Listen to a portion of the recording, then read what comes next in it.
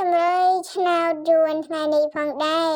ក៏មានលេខអាវងចំនួន4គ្រាប់ដូចជាសពមួយដងដើម្បីធ្វើការចែកជាតម្រុយឆ្នោតអាវងជូន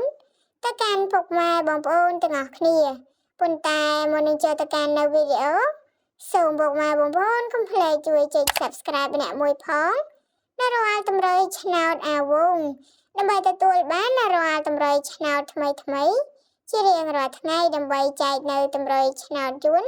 ច្បាស់ជូនអាវងចែកលេខឆ្នោ